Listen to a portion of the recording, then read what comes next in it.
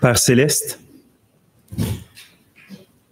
merci pour ta parole inspirée, objective, qu'on peut regarder, puis on n'a pas à parcourir des milliers de lieux, on n'a pas à la chercher dans le fond de la terre, à descendre dans le séjour des morts ou à monter au ciel. Seigneur, ta parole, elle est là, on peut la tenir dans nos mains, elle est sûre et certaine. Et par elle, Seigneur, tu te révèles à nous. Tu nous montres qui tu es, quelles sont tes voies, quel est ton cœur, en quoi consiste ton salut. Seigneur, on reconnaît toutefois que notre cœur est si dur que si tu ne fais pas pénétrer dans notre cœur ta parole, elle va demeurer des mots sur du papier pour nous. Et c'est ce qu'on te demande aujourd'hui, on te supplie même ça à chaque jour. Seigneur, fais pénétrer ta vérité dans le fond de nos âmes. C'est ce que tu as promis. J'inscrirai ma loi sur vos cœurs. Je ferai en sorte que vous suiviez mes ordonnances. Je mettrai ma crainte dans vos cœurs afin que vous ne vous détourniez pas de moi. Je vous donnerai un cœur nouveau. Je changerai votre cœur de pierre en cœur de chair. Seigneur, quelle sublime promesse. Laboure notre cœur encore une fois. Aide-nous à t'aimer, à aimer ceux qui t'appartiennent, puis comme on va le voir aujourd'hui, même à aimer, Seigneur, nos ennemis. C'est un miracle impensable que notre chair déteste, en fait. Fais ce miracle dans nos cœurs, Seigneur, pour que tu sois glorifié en nous. Amen. Tournez avec moi, frères et sœurs, dans 1 Pierre, chapitre 3. 1 Pierre, chapitre 3.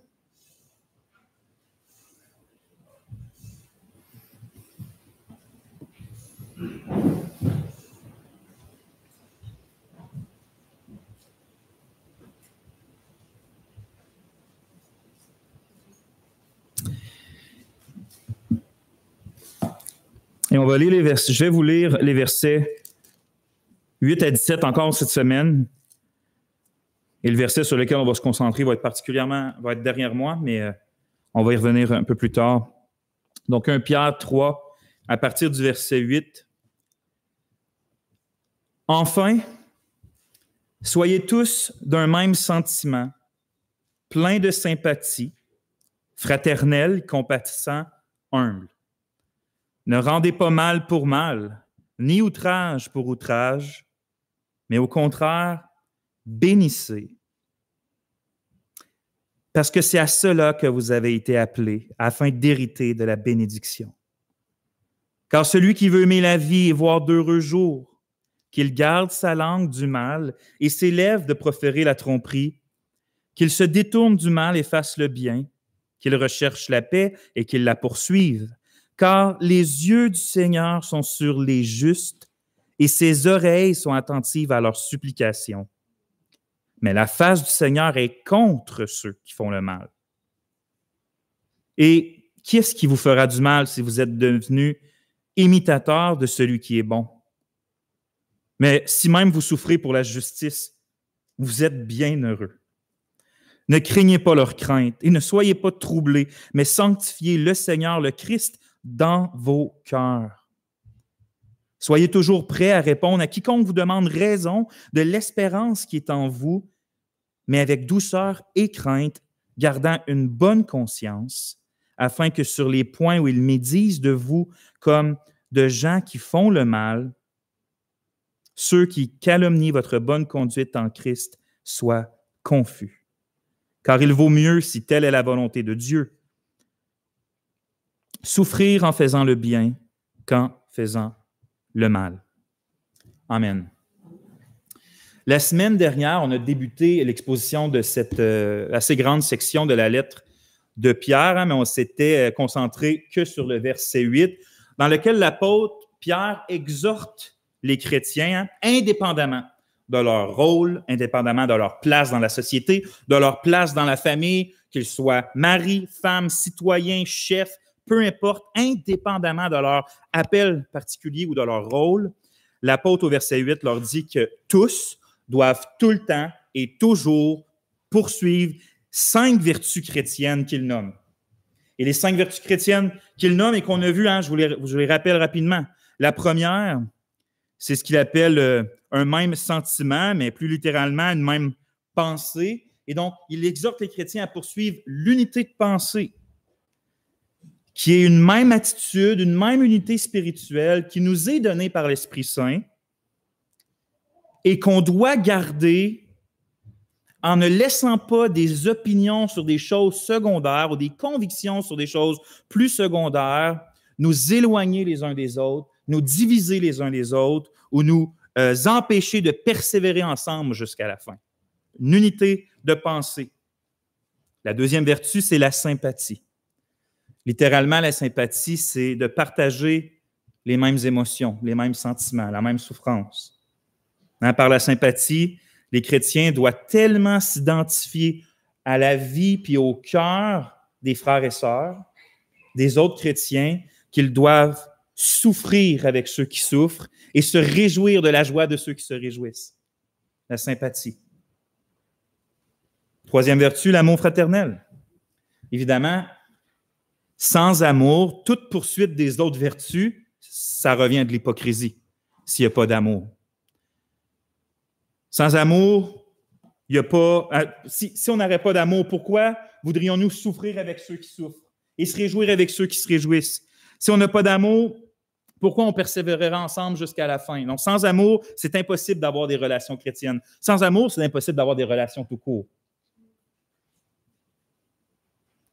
Quatrième, la compassion, qui est l'acte volontaire de vouloir ouvrir notre cœur aux difficultés de l'autre, de faire de la place dans notre cœur aux difficultés et aux misères de l'autre. Au point que c'est comme si on tend la main pour emmener ces gens-là dans notre cœur pour pouvoir les aimer puis les aider dans leur misère. La compassion. Et finalement, l'humilité. Parce que oui, il est absolument impossible d'avoir des relations ensemble si on laisse l'orgueil faire en sorte qu'on se croit plus important que les autres ou qu'on se croit quelque chose de plus que les autres. Non, l'humilité fait en sorte qu'on est disposé à être utilisé comme des outils pour l'avancement des autres, mais aussi qu'on est disposé à ce que Dieu utilise les autres comme des outils dans notre vie. Ces 5 vertus-là chrétiennes sont absolument essentielles dans nos relations interpersonnelles, puis ça forme un tout uniforme. L'image que je vous avais dit la semaine dernière, c'est que c'est comme les 5 vertus, les 5 doigts de notre main qui saisit la main de l'autre afin qu'on puisse être unis ensemble puis persévérer ensemble. C'est ce que le verset 8 enseignait. Maintenant, si les grâces chrétiennes du verset 8 se concentrent surtout sur les dispositions de notre cœur, comme la compassion, la sympathie, l'humilité, sur la manière d'agir, sur la disposition de cœur, mais même sur la manière d'agir en tout temps, indépendamment des circonstances, indépendamment de tu es en face de quel chrétien, ces 5 vertus-là doivent toujours être là. Mais le verset 9 semble que l'apôtre Pierre adresse plutôt la manière, pas tant que le chrétien doit agir en tout temps, mais plutôt la manière qu'il doit réagir lorsqu'on lui fait du mal. Ne rendez pas mal pour mal, ni outrage pour outrage, mais au contraire, bénissez. Ce principe-là de ne pas rendre le mal pour le mal, mais c'est clair qu'il s'applique, oui, à nos relations entre chrétiens, on va en voir tantôt. Donc, ça s'applique là, mais je pense que l'Esprit Saint, de manière plus spécifique, il adresse surtout la réaction de l'enfant de Dieu vis-à-vis le païen qu'il persécute, vis-à-vis l'incroyant qui lui fait du mal, précisément à cause qu'il a la foi, précisément parce qu'il appartient à Christ. Souvenez-vous, c'est un sujet qui revient, qui est une trame de fond dans l'épître d'un Pierre, parce qu'il adresse sa lettre justement aux chrétiens qui étaient répandus dans ce qui est appelé aujourd'hui la Turquie, mais la région de l'Asie mineure, puis qui étaient justement méprisés à cause de leur foi, moqués à cause de leur foi, persécutés, rejetés à cause de leur foi par leurs contemporains. Au chapitre 1, Pierre décrit les chrétiens auxquels il écrit comme étant affligés par diverses épreuves à cause de leur foi. Leur foi a été prouvée dans ces épreuves-là. Au chapitre 3, on l'a lu tout à l'heure, mais un peu plus loin, au versets 14 et 17, Pierre, il parle de souffrir pour la justice, puis de souffrir en faisant le bien. Au chapitre 4, il mentionne que ses lecteurs souffrent dans la chair, que les gens, leurs contemporains, les trouvent étranges, qu'ils disent des injures. Il ajoute que les lecteurs sont éprouvés par le feu ardent, qu'ils ont peur aux souffrances de Christ, qu'on les insulte à cause du nom de Christ, que c'est comme chrétiens qu'ils souffrent. Puis verset 19, qu'ils souffrent selon la volonté de Dieu. Et donc, clairement, les chrétiens auxquels il écrit sont persécutés et les souffrances qu'ils vivent, c'est principalement celles-là. Et donc, la question qui presse nécessairement l'enfant de Dieu, qui doit passer par les persécutions, par la moquerie, par le rejet, à cause de sa foi, c'est de savoir de comment il doit réagir avec eux. Qu'est-ce que tu fais quand tu es persécuté, des grandes persécutions ou des petites persécutions, mais que tu es persécuté à cause de ta foi? Comment tu dois répondre au mal qui est dirigé contre toi? Quoi faire en face des moqueries, en face des injures, en face des souffrances, même en face des injustices qui proviennent de la main de d'autres êtres humains? Comment répondre lorsqu'un enfant, tes enfants, ou tes parents, ou tes collègues, ou tes patrons, ou tes concitoyens, tes voisins, te font du mal dans toutes ses formes à cause de Christ, comme il est écrit au psaume 44, car c'est à cause de toi qu'on nous égorge tous les jours, qu'on nous regarde comme des brebis destinées à la boucherie. À cause de toi. Tu ne serais pas persécuté si ce ne serait pas à cause de Dieu, à cause de Christ. Une partie de la réponse à ces questions-là se trouve justement dans le texte d'aujourd'hui. Ne rendez pas mal pour mal, ni outrage pour outrage, mais au contraire, bénissez parce que c'est à cela que vous avez été appelés. Plus facile à dire qu'à faire, hein? Le moins qu'on puisse dire, c'est qu'il ne se trouve pas en nous la capacité naturelle de répondre de cette manière-là au mal qui est dirigé contre nous.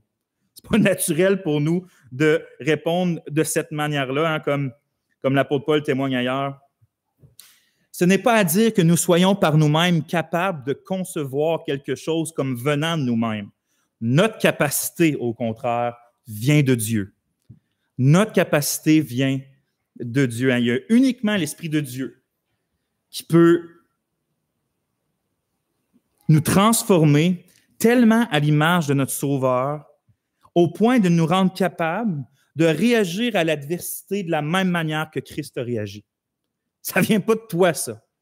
Tu ne réussiras jamais et je ne réussirai jamais. Puis non seulement le Seigneur peut nous donner, le désir ou l'aspiration d'être capable d'agir comme ça, mais il peut réellement nous donner la capacité spirituelle de répondre au mal par le bien, de répondre à la haine par l'amour, de répondre à la malédiction par la bénédiction. Il est capable de nous rendre capables. Et ça, vis-à-vis autant des incroyants qui nous persécutent, mais même envers les croyants qui, vous le savez, nous font du mal aussi et auxquels on fait du mal aussi, entre frères et sœurs. On va se concentrer sur cette vérité-là aujourd'hui. Notre réaction par rapport au mal qui nous est fait. Le titre de la prédication, c'est « Bénir ceux qui nous font mal ». Bénir ceux qui nous font mal. Puis à partir du verset 9, on va méditer les 3 points suivants. Le premier, c'est un appel radical. Le deuxième, un appel à ne pas se venger.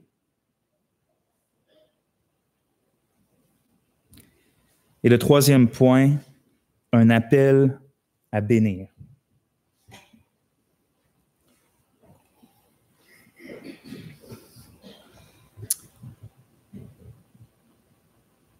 Dirige-nous au Père. Amen. Un appel radical. Parce que Pierre, il ne fait pas juste nous dire, exemple, ne pas rendre le mal pour le mal, mais au contraire, bénissez. Mais il dit que c'est exactement à ça qu'on est appelé. Appelé. Hein? Ne rendez pas le mal pour mal, ni outrage pour outrage, mais au contraire, bénissez parce que c'est à cela que vous avez été appelés. L'appel du chrétien, l'idée du mot « appeler », c'est quelque chose qui est riche dans toute la Bible, mais particulièrement dans Pierre aussi. C'est une idée, encore une fois, qui traverse sa lettre. Puis l'idée d'être appelé, c'est une idée de vocation. Dieu nous voue à quelque chose. Il nous met à part et il nous voue à quelque chose. Puis ça traverse, comme je vous ai dit, toute son épître. Au chapitre 2, verset 9, hein, on était enfermés dans les cachots des ténèbres, puis de la noirceur, puis de l'ignorance. Puis ça dit que Dieu, dans sa grâce, nous a appelés des ténèbres à son admirable lumière. Amen à ça. On était des brebis égarées, chacun suivait sa propre voie, puis on voit au chapitre 2, verset 25, que Dieu nous a appelés ou rappelés aux bergers et aux gardiens de notre âme. On était enlisés dans les ordures de l'iniquité, puis de l'impiété, puis du péché. Mais le Dieu saint qui nous aime nous a appelés à avoir une conduite sainte, nous a appelés à la sainteté, à la piété. Chapitre 1. Alors, il faut réaliser que l'appel céleste, quand Dieu nous prend, puis qu'il nous voue à quelque chose, la vie chrétienne, c'est être voué à Dieu, hein, c'est une vocation céleste. Mais quand Dieu nous prend, puis il nous donne cet appel céleste-là, c'est un appel radical. C'est un appel radical dans le sens que d'être appelé à une nouvelle vie en Jésus, c'est d'être appelé à vivre une vie radicalement différente, en fait, voire opposée aux principes et aux habitudes qui se trouvent dans ce monde-là. Je me souviens d'une discussion que j'avais eue avec un contremaître que j'ai vraiment aimé avoir, qui était devenu mon ami lorsque j'étais sur la construction. Puis, à la fin d'un quart de travail, on avait été chez lui, il était assez tard, puis on avait été relaxer alentour d'un feu de camp. Puis on discutait, puis plus loin dans la soirée, on a commencé à discuter, bien sûr, il connaissait ma foi, on a parlé ouvertement de Jésus, de la foi. Puis je me souviens, à un moment donné, il me dit quelque chose comme que il trouvait ça bien que je ne sois pas un extrémiste, comme, puis là j'utilise ces mots, hein, comme d'autres dans d'autres religions, qui étaient prêts à se faire mourir pour ce qu'ils croyaient. Là, je lui ai répondu que dans l'histoire, il y avait énormément de chrétiens qui avaient sacrifié leur vie afin de faire connaître la vérité du Seigneur Jésus-Christ, le message d'amour du Père, le pardon en lui. Et que la différence, hein, c'était que, en fait, que moi, j'aspirais, je ne dis pas que j'étais prêt, mais que j'aspirais que Dieu me rende comme ça, d'être prêt à mourir pour Christ, pour la foi. Puis la différence, c'est que avec les extrémistes de d'autres religions, comme il disait, c'est que jamais un vrai chrétien va être prêt à tuer pour ce qu'il croit, mais il va être prêt à mourir, par exemple, pour la cause de l'Évangile. Et je me souviendrai toujours du regard puis de ce qu'il m'avait dit. Il m'avait regardé puis il m'avait dit « OK, fait dans le fond, tu es un extrémiste aussi comme les autres. » Puis, voyez-vous, frères et sœurs, l'appel à être disciple, c'est un appel radical aux yeux de ce monde-là. C'est pour ça qu'ils ne comprennent rien de ce qu'on dit et de ce qu'on fait. Ils ne comprennent pas nos agissements. Ils nous trouvent étranges, comme va dire Pierre. Hein? Vivre pour la vie éternelle. Mortifier les désirs de notre chair. Se garder pur pour le mariage. Espérer des miracles. Jeûner, prier. Attendre patiemment l'intervention de Dieu. Se soumettre à des autorités dans nos vies qui sont difficiles. De même pas renier le nom du Christ dans la mort. Aimer nos ennemis, donner un verre d'eau à ceux qui nous font du mal, tourner l'autre joue à celui qui nous frappe, bénir ceux qui nous maudissent. Eux, ils entendent ça, ils voient ça, puis ça fait aucun sens pour eux. Ils ne comprennent pas ces affaires-là. Ça paraît pour eux, là, c'est tous des comportements qui paraissent radicaux, c'est intense, c'est étrange. Mais qu'est-ce que vous voulez? C'est plus fort que nous d'agir comme ça. C'est plus fort que nous, c'est la vie nouvelle à laquelle on a été appelés. C'est le modèle que notre Sauveur nous a laissé, puis c'est la vie spirituelle que l'Esprit Saint fait pousser en dedans de nous aussi. Alors même si on voudrait agir avec folie, puis renier tous ces modèles-là que le Seigneur nous a donnés, puis ces commandements-là, notre propre cœur, comme par Dieu, nous reprendrait puis dirait « Qu'est-ce que tu fais? » Parce que même si on n'est pas capable d'y marcher parfaitement, c'est ce qu'on veut dans le fond de nous-mêmes, d'être capable d'être comme ça. d'avoir cette vie radicale-là. C'est ça le type de vie à laquelle tu as été appelé, toi qui t'es fait baptiser au nom du Seigneur Jésus, une vie de radicalité. Mais pas une radicalité selon les termes de ce monde, hein? Une radicalité selon Dieu, une radicalité de l'esprit, une radicalité de la grâce, une radicalité de la vérité, une radicalité de la sainteté, une radicalité de l'amour. Ce type de radicalité-là. Alors oui, frères et sœurs, l'exhortation que Pierre nous adresse ici, qu'on va méditer, qu'on médite, c'est quelque chose de vraiment intense quand tu y penses. De ne pas rendre le mal à ceux qui nous font mal, vraiment. Plus loin que ça, de faire du bien à ceux qui nous font mal, vraiment. Oui, vraiment. 1 Jean, chapitre 2, nous disant que celui qui dit qu'il demeure en Jésus doit marcher aussi comme il a marché lui-même. Donc oui, cette vie-là, de ne pas rendre le mal pour le mal, puis de même faire du bien à ceux qui nous font du mal, c'est la vie radicale à laquelle on doit aspirer et dans laquelle on doit marcher. Alors, il ne faut pas douter, bien-aimés, il ne faut pas douter que si le Père nous demande de faire une chose aussi difficile que de ne pas se venger, mais au contraire bénir même au lieu de se venger, si le Père nous demande ça, si le Père nous exige ça, c'est que l'Esprit qui l'a fait habiter en nous peut et surtout veut nous rendre capables d'agir de cette manière-là. L'Esprit Saint qui a rendu capable Étienne, le premier martyr chrétien, dans le livre des Actes, en Acte 7, qui s'est fait lapider. L'Esprit Saint, parce qu'il était rempli de l'Esprit, cet esprit-là qui, en lui a fait le rendu capable d'imiter Jésus au moment de sa mort, puis de dire au Père de ne pas tenir, de pas mettre au compte des gens qui lapidaient leurs péchés. En quelque sorte, comme Jésus qui dit de les pardonner, parce qu'ils ne savent pas ce qu'ils font. Bien, cet esprit-là qui était dans le Christ et cet esprit-là qui était en Étienne, c'est le même esprit qui habite en nous. C'est le même esprit qui peut nous rendre exactement capables de la même manière qu'Étienne. Alors aujourd'hui, en entendant les préceptes qu'on va entendre,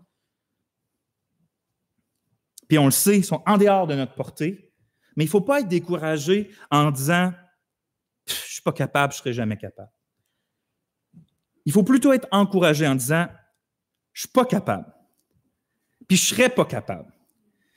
Mais Dieu, par la puissance qui agit en nous, peut faire infiniment au-delà de ce qu'on demande et de ce qu'on pense. Par la puissance qui agit en nous, son Esprit Saint qui nous transforme peut faire au-delà de ce qu'on pense et de ce qu'on demande. Et donc, rappelons-nous que ce type de vie radicale-là à laquelle on a été, qu'on vient de décrire, c'est ce à quoi on a été appelé. Tu es chrétien, tu es appelé à ça. Et parce que c'est le Seigneur qui t'a appelé à cette vie-là, sois assuré qu'il veut t'équiper à l'accomplir. S'il t'a appelé à ça, c'est qu'il veut te rendre capable d'accomplir ta vocation. Un appel radical. Premier point. Maintenant, un appel à ne pas se venger. Ne rendez pas mal pour mal, ni outrage pour outrage, mais au contraire, bénissez. Ici, là, je vois que la réaction du chrétien vis-à-vis du mal, quand quelqu'un te fait mal, la réaction est double en réalité. Elle est décrite de deux manières. Tu dois ne pas faire quelque chose et tu dois faire quelque chose. D'un côté, tu ne dois pas rendre le mal, puis de l'autre côté, tu dois bénir. Donc, il y a comme une action double ici. Puis on va se concentrer sur la première, celle de ne pas faire le mal, de ne pas rendre mal pour mal, ni outrage pour outrage. Puis évidemment, c'est extrêmement, extrêmement difficile parce que de répondre au mal par le mal, c'est presque intuitif. Hein? C'est dans notre chair. C'est comme quand que tu sens qu'il y a une créature à 8 pattes qui te monte sur le cou, puis ton corps a comme une réaction, tu n'es même pas conscient, puis ta réaction innée, c'est de l'écraser. Tu ne sais pas qu'est-ce qu'il y a là. Mais c'est comme inné, tu l'écrases, tu veux la tuer. De manière semblable, lorsque quelqu'un nous fait mal, c'est en action ou en parole, hein, un ou l'autre. Notre réaction, souvent, première, intrinsèque en dedans de nous, là, c'est de vouloir répliquer, c'est de vouloir de manière magique, redonner un coup, l'écraser. Hein, tu m'insultes, je t'insulte. Tu dis du mal de moi dans mon dos, je dirai du mal de toi dans ton dos. Tu te moques de moi, je me moque de toi. Tu me frappes, je te frappe. Tu me détestes, ben, mon frère, ma soeur, je te déteste aussi. C'est une réaction viscérale, en dedans de nous, ça. Mais c'est des réactions humaines. Dans un sens, je pense qu'ils sont même compréhensibles. Normal, dans un sens. Mais ça, ce n'est pas la voix de Dieu.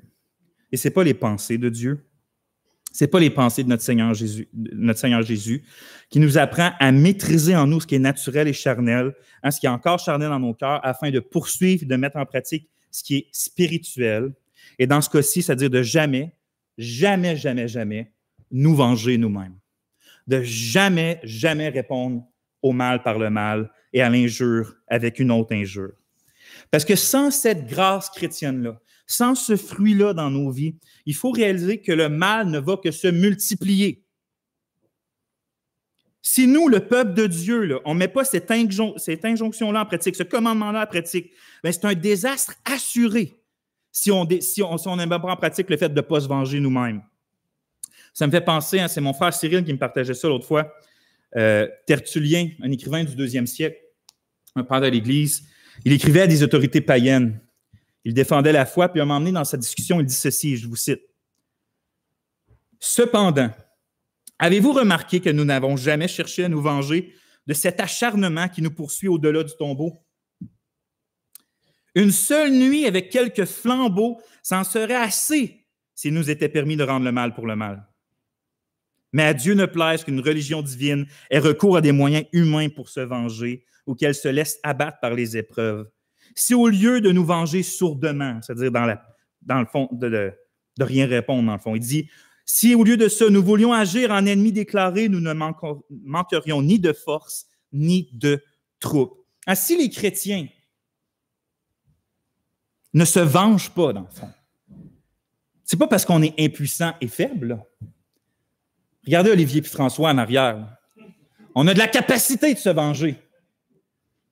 C'est pas à cause de ça qu'on se venge pas. C'est parce qu'on est obéissant au Seigneur et parce qu'on ne veut pas causer plus de mal au mal qui est déjà présent puis qui est dirigé contre nous. Parce que lorsque le mal répond au mal, le seul résultat possible, c'est d'avoir davantage de mal. Et ça, c'est un cercle vicieux. Et pourtant, c'est malheureusement l'histoire, hein, ce cercle vicieux-là, c'est malheureusement l'histoire de bien des amitiés abandonnées, de bien des mariages détruits, de bien des familles brisées, puis de bien des églises divisées. La seule manière de briser ce cercle vicieux-là, c'est de voir quelqu'un, à un moment donné, volontairement choisir d'endurer le mal puis de ne pas y riposter. C'est l'unique solution. Même, on pourrait dire que c'est l'unique moyen de rédemption. Parce qu'on se pose la question, c'est pas exactement comme ça que Dieu agit pour briser le cercle vicieux. Hein? L'humanité, coupable, dans son péché, constamment arrogant contre Dieu, constamment en train de dire des insultes, des outrages, de le déshonorer. Et le Dieu juste, en réponse de ça, l'a puni, l'a condamné, envoie des difficultés. Mais dans son amour insondable, l'Éternel a voulu briser ce cercle vicieux-là de l'inimitié, de la destruction puis du jugement. Et pour ce faire, il a envoyé son Fils unique dans le monde, notre Seigneur Jésus-Christ, qui est venu se tenir à la brèche entre Dieu et les hommes, suspendu sur une croix comme entre la terre et le ciel. Il a d'une part de la terre subi les outrages et les injures et les injustices, et d'autre part, il a subi volontairement de la part de Dieu la colère qui était destinée contre les péchés de son peuple. Et il est écrit en Acte 8 que malgré ça, comme un agneau muet devant celui qui le tond, il n'a point ouvert la bouche. Parce qu'ils ont enduré sans répliquer, Jésus a accompli quelque chose d'aussi extraordinaire que la rédemption éternelle de son peuple en réconciliant les pécheurs avec Dieu. Dieu nous appelle à imiter cette sorte d'amour-là. Parce que oui, l'amour qui ne se venge pas est profondément puissant. L'amour qui ne se venge pas est puissant. L'amour qui ne répond pas au mal par le mal, c'est un amour qui peut renverser le cours de tragédie. Hein, on l'a vu dans la rédemption, ultimement. Mais cet amour-là, lorsque l'amour que Dieu a manifesté dans la rédemption commence à grandir dans nos propres cœurs par son Esprit Saint, c'est un amour qui peut jusqu'à restaurer un mariage, réconcilier une famille, attirer une âme à Christ. Et c'est ça la grande puissance qui est disponible derrière l'exhortation à ne pas rendre le mal pour le mal, ni outrage pour outrage.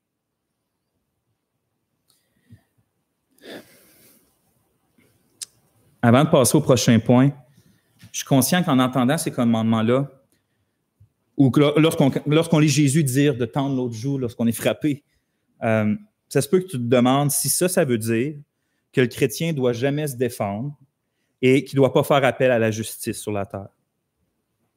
Puis pour te répondre simplement, non, ça ne veut pas dire ça. L'appel chrétien à ne pas se venger, ça ne veut pas dire que, par exemple, tu te laisses agresser.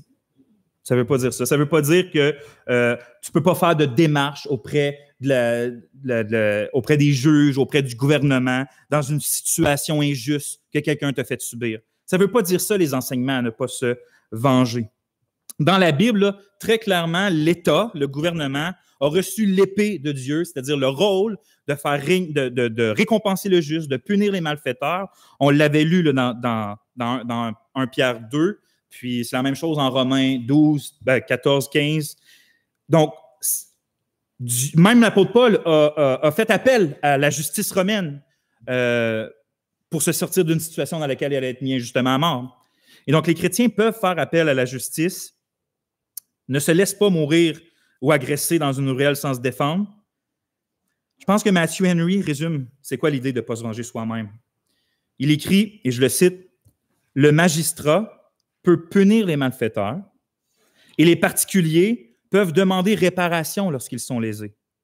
Mais la vengeance personnelle par duel, injure ou méfait secret est interdite. » C'est réellement la vengeance personnelle, dans ton cœur et en action, qui décide de quelqu'un te fait mal, tu vas aller lui faire mal. C'est ce qui est condamné dans la Bible.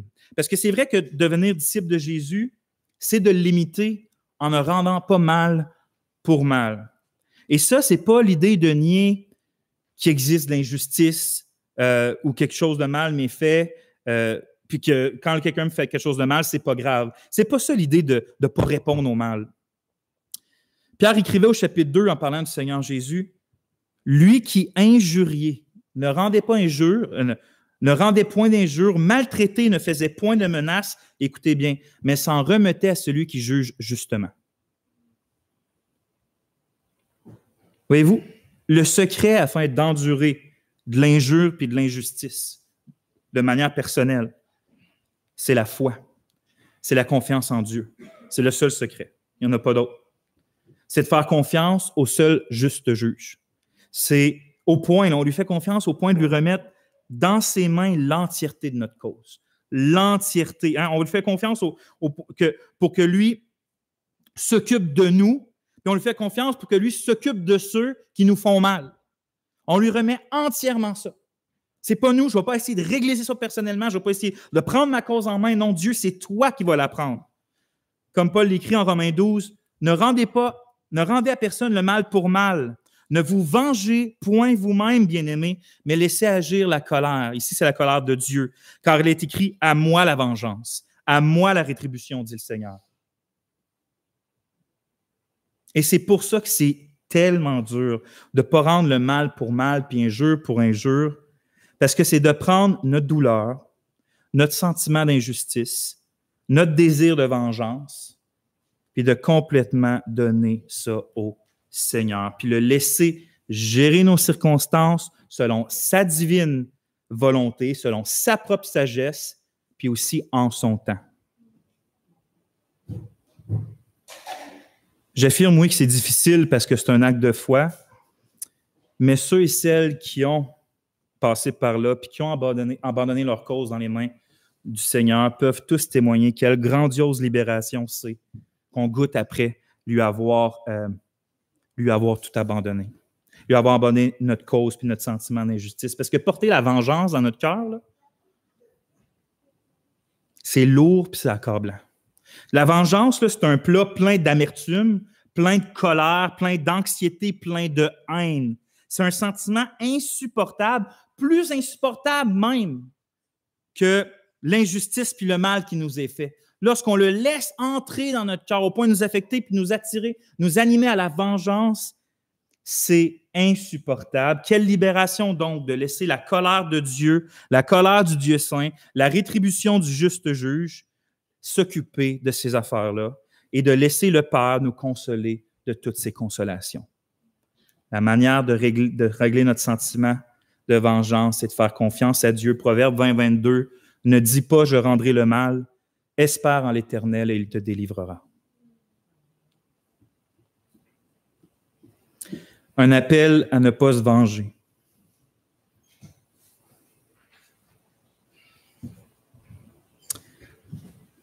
Un appel à bénir.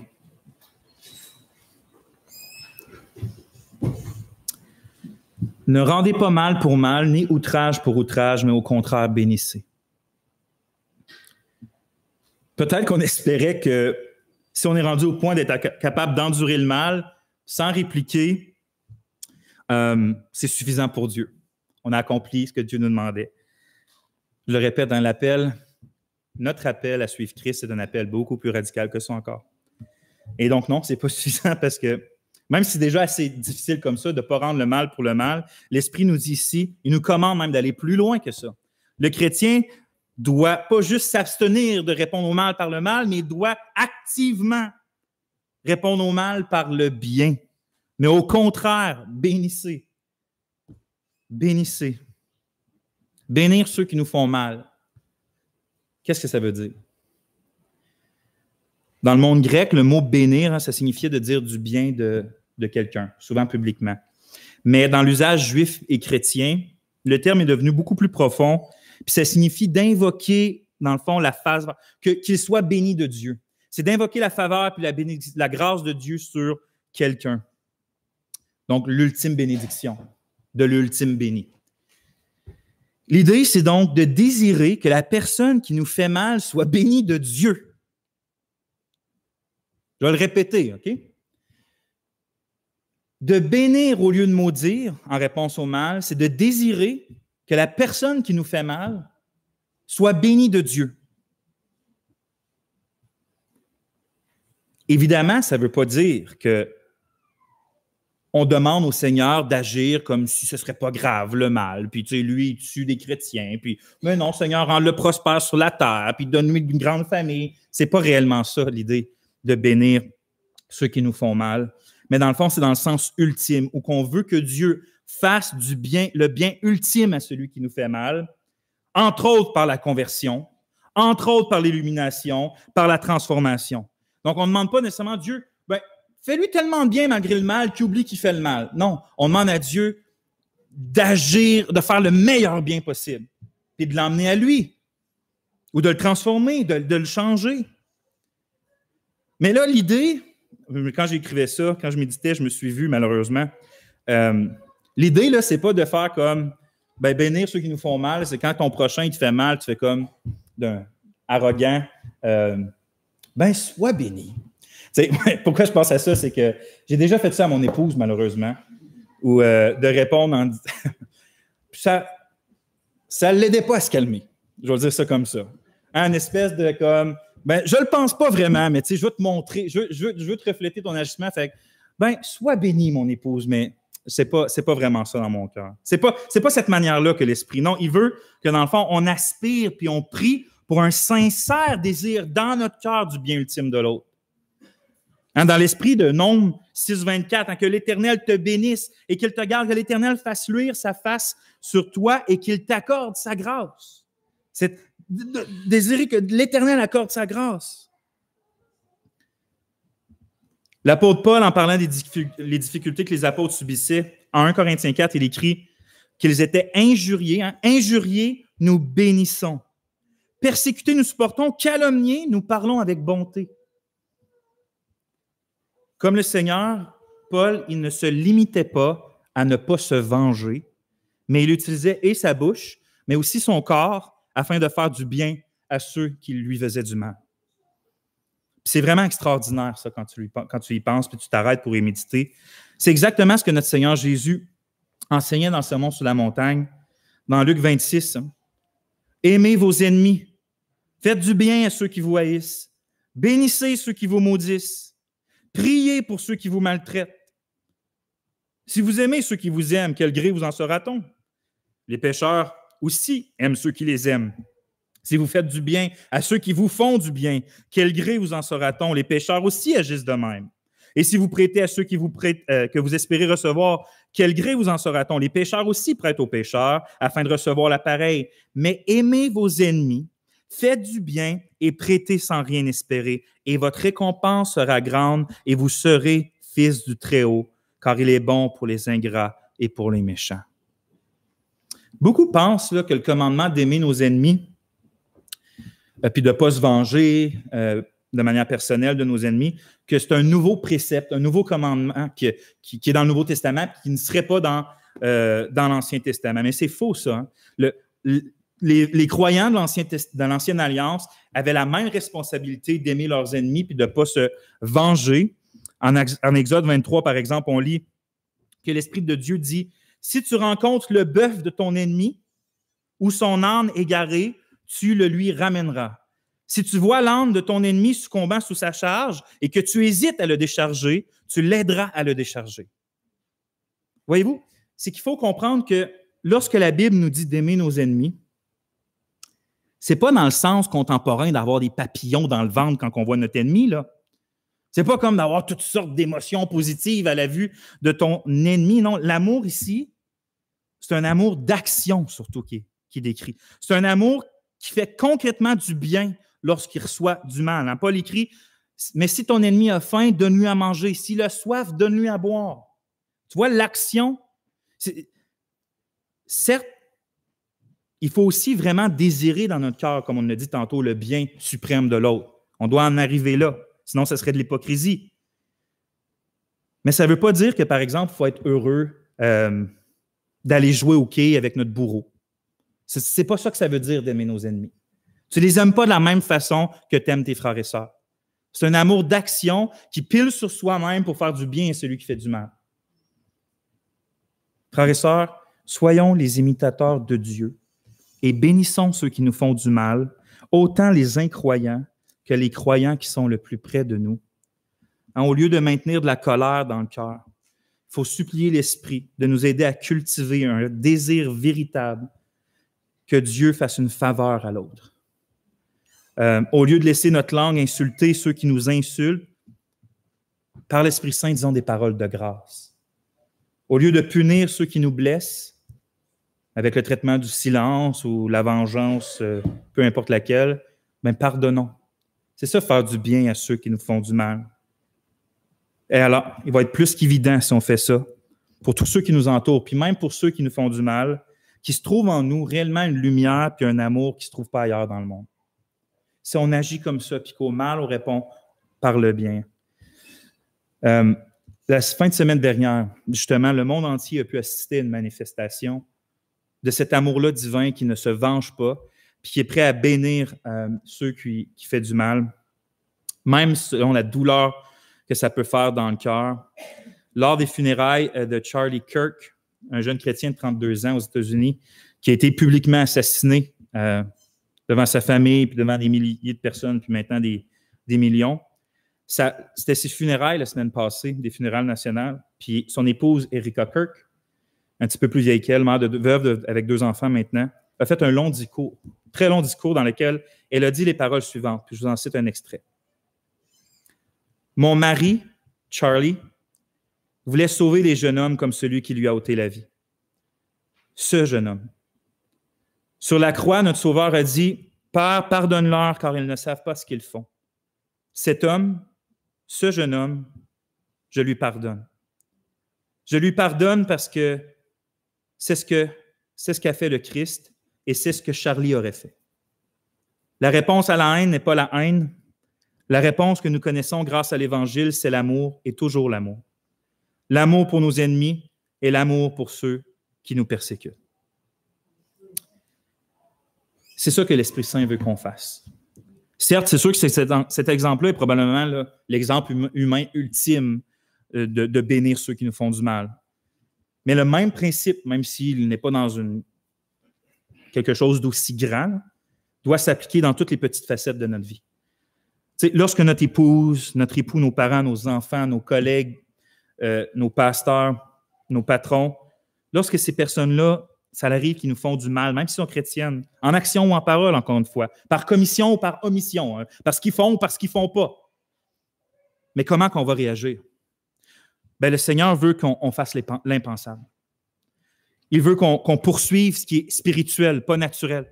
Il veut qu'on fasse le bien à ceux qui nous font mal, qu'on continue de choisir d'aimer, de choisir de servir, de continuer de choisir à prier pour l'autre, de continuer d'y parler avec douceur et avec grâce. Il veut qu'on continue d'agir comme ça, malgré le mal qui nous a été fait. Dieu ne veut pas qu'on se laisse vaincre par le mal, mais il veut qu'on surmonte le mal par le bien, nous dit Paul en Romains. Et c'est ça qu'on est appelé à faire. On est appelé à bénir. Puis on est appelé à être des agents, des lumières de ce Dieu-là qui a béni les coupables. On est appelé à être ces lumières dans nos familles, dans notre couple, auprès de nos enfants, dans cette Église, peu importe où tu es. C'est comme peut-être c'est une des choses qui démontre vraiment de manière impensable l'amour de Dieu, c'est ça, lorsque quelqu'un t'outrage, de le bénir. C'est incroyable, ça. C'est vraiment une œuvre chrétienne, puis que chrétienne. L'appel à bénir.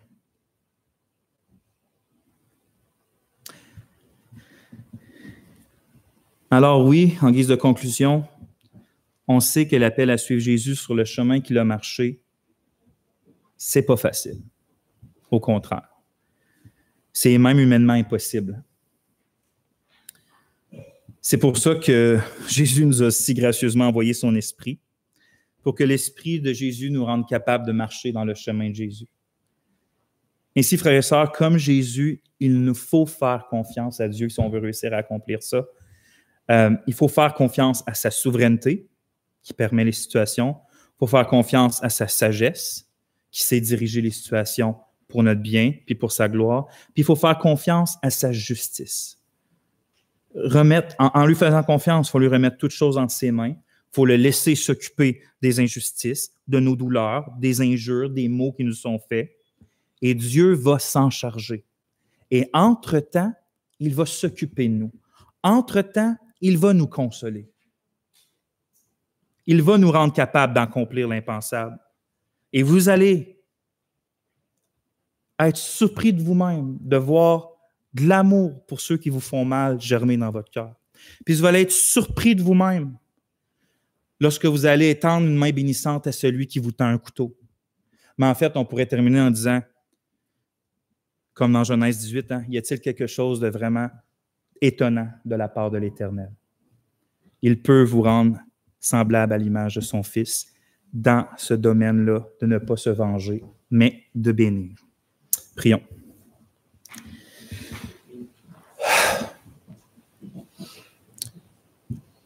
Seigneur, aide-nous. Pardonne-nous, Seigneur, toutes les fois où que en face de tes ennemis ou même en face de ceux qui t'appartiennent, qui des fois nous ont fait mal lorsqu'on a décidé volontairement de répondre par le mal, de répondre à l'injure avec l'injure,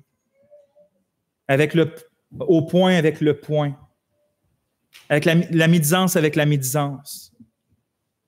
Pardonne-nous ça, Seigneur, parce que ce n'est pas digne de toi, ce comportement-là. C'est humain, puis ça vient du malin. On aspire à plus, Seigneur. Tu as mis des aspirations plus grandes dans nos cœurs. Celle de te ressembler, celle de marcher dans tes voies, celle d'aimer comme tu nous as aimés. Et c'est pour ça, Seigneur, qu'on veut te supplier de faire germer puis fructifier l'amour dans nos cœurs. L'amour même pour nos ennemis.